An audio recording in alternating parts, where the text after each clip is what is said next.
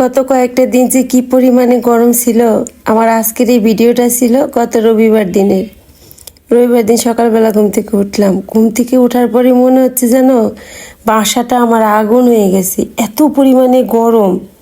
হাত মুখ ধুয়ে আসলাম। বারান্দায় আসলে সকালবেলা আমার মনটা ভরে যায় একটা জিনিস দেখে। এই যে বাসার সামনে এত সুন্দর একটা আম গাছ, তলায় কত আম পড়ে থাকে। চলেন রান্না বাড়া করব।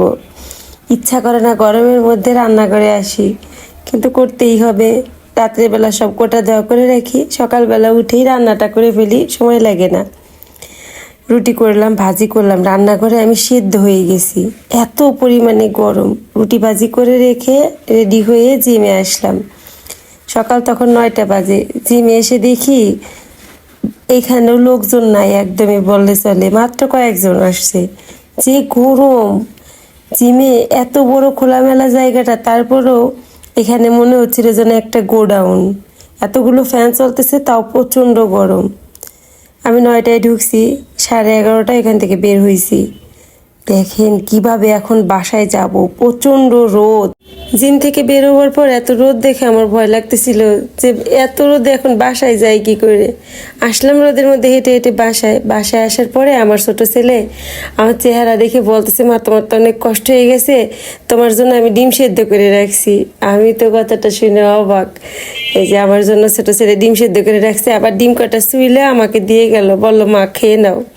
আবার সে আরও একটা কাজ করছে, এই যে রান্নাঘরে মাংসটা ভিজাই রাখছে, আমাকে বলছে মা মাংসটা ফ্রিজের থেকে বের করে ভিজাই রাখছি, এখন তুমি একটু রেস্ট নিয়ে রান্নাটা করে ফেলো।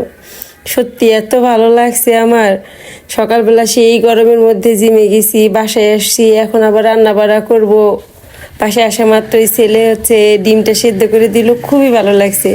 তারপরেই তো ছেলের হাতে সেদ্ধ করা ডিম খেয়ে আবার কাজে লেগে পড়লাম, রান্না বাড়া করলাম। দুপুরে গরমে সেদ্ধ হয়ে যাচ্ছিলাম, একটু থাকতে মন চাইতেছিল না রান্নাঘরে। খুব কষ্ট হয়েছে রান্নাটা শেষ করতে।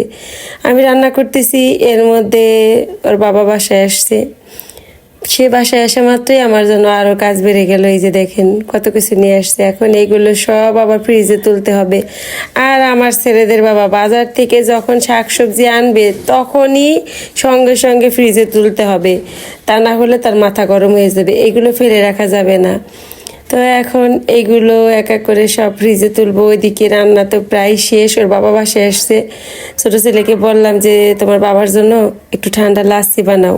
ছোটো ছেলে তাড়াতাড়ি করে ফ্রিজের থেকে টক দইটা বের করে ওর বাবার জন্য লাচ্ছি বানিয়ে দিল। আর এদিকে আমার রান্না তো হয়ে গেছে, একদম কম মশলা দিয়ে, অনেক গরম তো একটু পাতলা করে মাংসটা রান্না করলাম। প্রচণ্ড গরম, এত গরমে তেল মশলার খাবার আসলে খাওয়া ঠিক না, তো কম তেল মশলা দিয়ে মাংসটা রান্না করলাম। এদিকে আমার ছোটো ছেলের আবার লাচ্ছি বানানো শেষ। আমার দুই ছেলে লাচ্ছিটা খুব ভালো বানায়, খুব ভালো লাগে। ছোটো ছেলে বানাইছে, বেশ স্বাদ হয়েছে। ওর বাবাকে আম কেটে দিলাম, লাচ্ছি দিলাম। ওর বাবাকে দিয়ে আমি নিজেও এক গ্লাস খাইলাম। এই প্রচণ্ড গরমে এক গ্লাস ঠান্ডা লাচ্ছি প্রাণটা জুড়িয়ে দেয়। ওর বাবাকে খেতে দিলাম, তারপরে স্নান করে এসে পূজা দিতে বসলাম। সবচাইতে বড় কাজ পূজা দেওয়া। পূজাটা দিলাম, অনেক খিদা লাগছে। সেই সকাল থেকে তো শুধু এ কাজ সে কাজ করেই যাচ্ছি। তারপরে শান্তি মতো এটা খাইলাম, খাই একটু শুইছিলাম, শুয়ে থাকতে পারলাম না। কি পরিমাণে যে গরম লাগতেছিল, বিছানা মনে হচ্ছিল যেন আগুন হয়ে গেছে। শুয়ে থাকতে পারলাম না, গেলাম বারান্দায়, ওইখানেও বসে থাকার উপায় নেই, মানে এত পরিমাণে গরম। একটু বাতাস ছিল না, তারপর বসে একটা আইসক্রিম খাইলাম। আবার এই যে রাতের বেলা আসলাম রান্না করে সবার জন্য রুটি করলাম। এইভাবেই আমার দিনটা পার হয়ে গেল।